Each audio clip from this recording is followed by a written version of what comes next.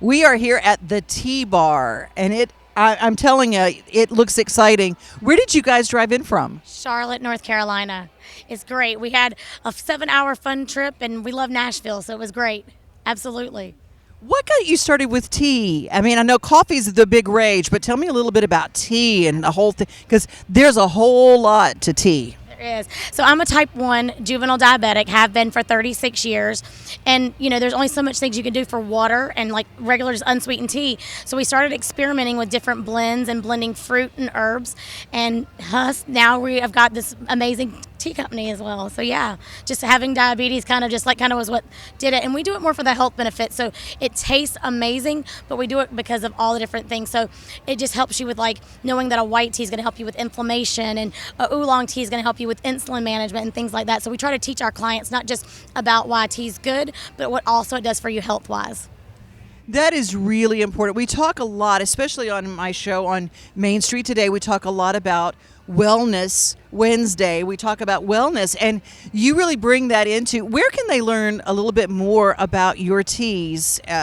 You call yourself Tea Barr, and where does that name come from? I think there's probably something a little bit behind that. So we loved the Tea Barr name, but Tea Barr, of course, was already trademarked because I'm sure there's a store somewhere called Tea Barr, and we do these fairs, we have wholesale accounts, so we just added an extra R because it's like tea and then bar, so it worked out really well. They can find out a lot more about it on our website. It's www.teabarr.com, or you can follow us on any of the social media networks at Tea Barr Co. So you can find us there, and the kids are always great with. I have teenagers that are great with social media because we don't always do well with social media.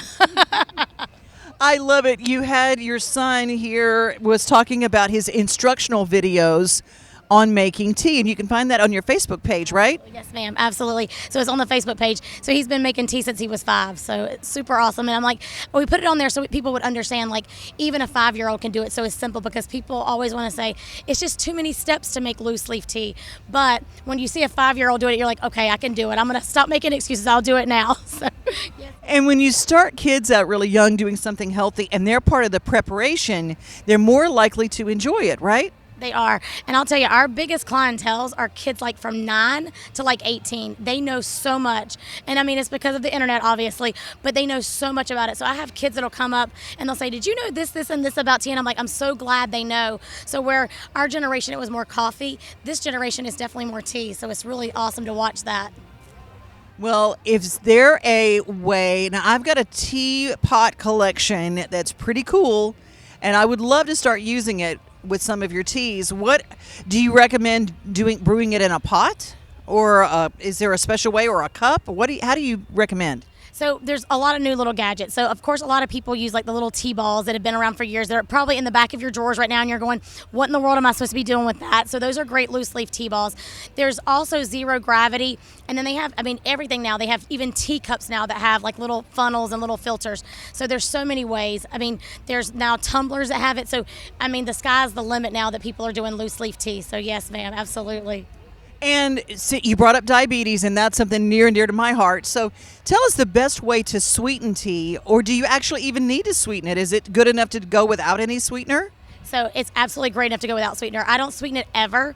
If you are going to sweeten it and you have especially diabetes, I would say either go honey. It's going to move your blood sugars the least amount. So honey, natural honey is the best. If you're not a diabetic and you want to still keep it natural so that you do keep that wellness going, just use cane sugar, the turbinado sugar in the raw. It's the best way to sweeten it if you're not a diabetic. Yeah.